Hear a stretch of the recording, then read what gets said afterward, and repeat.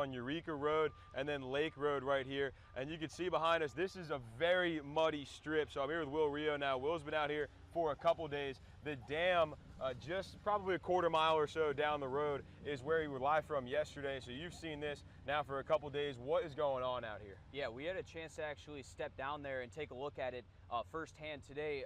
Just looking at it today, it's a bit different than it was yesterday. More than half the road is now gone at this point, but they have started to make some progress trying to close the gap on the road that's washed away out there. So a lot still left to do out here. We just had a chance to talk to the superintendent out here, the road superintendent for the county. He actually kicked everyone off the dam as of right now. Eureka Road is now closed to all traffic except for county and state officials. If they catch you out here on this road, they say that you will be arrested. They'll take you to jail. That's how serious the situation is out here. They said they're getting a lot of their dirt from behind the airport from a local pit that they have out here. He's gotten around 7 hours of sleep over the last few days, so you can imagine the stress that they're under to try to get this under control. Yeah, and we know this is such a large county in terms of area, but not so much in terms of population. So it's a big piece of land that not a lot of people are trying to fix. But it looks like the repair efforts have started here because this rain has stopped finally, and hopefully we don't see any more today. Over here on Lake Road, over to our right, you can kind of see a mound of dirt that they're starting to repave this road with.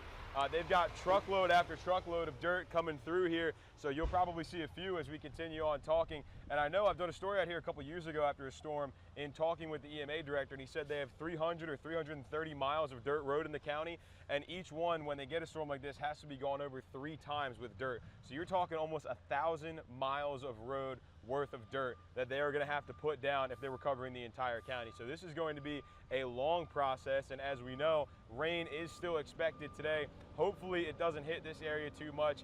Some of our eastern counties in the South Carolina side I know are supposed to get a little bit worse, but these guys are going to be out here probably all day, the next couple of days maybe even, doing some repairs. But again, here at Lake Eureka, I know they were saying they were worried about this dam washing out. I don't think it has broken yet, but they sent out an alert last night. We got one this morning when we sent our crew out here saying that the dam was going to break. That was from GEMA.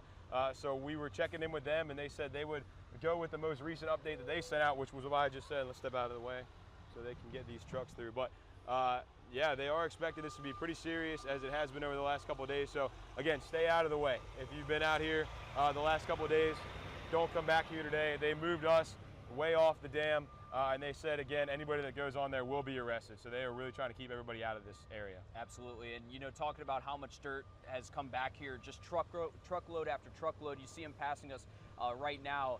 And, I mean, yesterday we were out here for about 4 hours. I mean, there had to have been at least 30 loads of truckloads of dirt coming back here. So they worked all throughout the night. They did not stop. So you can imagine how much dirt has been poured back here trying to get this rushing water under control over the dam. Yeah, and they've been evacuating people out of here last night, and they were going over to a recreation center in town just trying to get people out of here because this is a dead end back here. So they don't really have an easy way out. We saw a couple people trying to cross over yesterday. Obviously extremely dangerous. We don't recommend doing that, but this is a tough situation for those folks back there because this is their only way out. Yeah. And so trying to get that fixed up. But this isn't the only spot in the county that's seeing these sort of issues. We're about to head over to Rocky Ford after this because you've heard that they've got some damage there as well. Yeah, we sent a crew over there yesterday, got some pictures, talked to some people.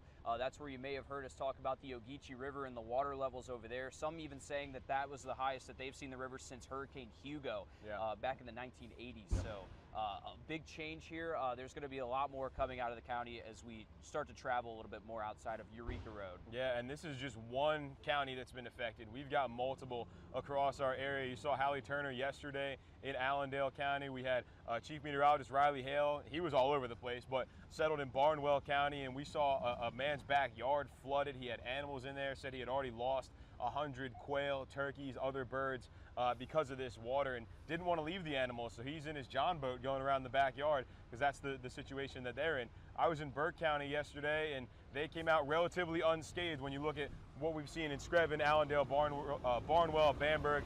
They did have a road washout. Tom Bargeron Road, also Beaver Dam Road had some water going over it, but it hadn't washed out. But Beaver Dam Creek runs underneath that, so they were trying to be careful there. but all over the CSRA, we are seeing these types of issues. So just because we didn't see a lot of damage in Augusta, in the metro, doesn't mean the river region as a whole came out unscathed. Yeah, these are smaller communities, so things like this may not seem like a big deal to some people, but this is everything to them. I mean, this could cause catastrophic damage down the river, down the road even, so getting things like this under control is very important for some people who live in this county. Yeah, and again, this is just one spot, so we're going to be checking out different areas across Screven County. We've got crews all over some of our rural regions checking out damage there. So if you have any damage that you want to let us know about, feel free to send us an email, newsroom@wrdw.com. If you've got any pictures of flooded roads, I don't know if you can even hear me at this point, flooded roads, damage to the houses or any other buildings, anything like that, you can send them on our website, wrdw.com. There's a submit pictures and videos tab. That way we can get crews out there, we can get the word out, and hopefully get some help to some people that need it. But we'll go ahead and wrap things up here for right now, but we will have more updates from across Screven County and other places in the CSRA.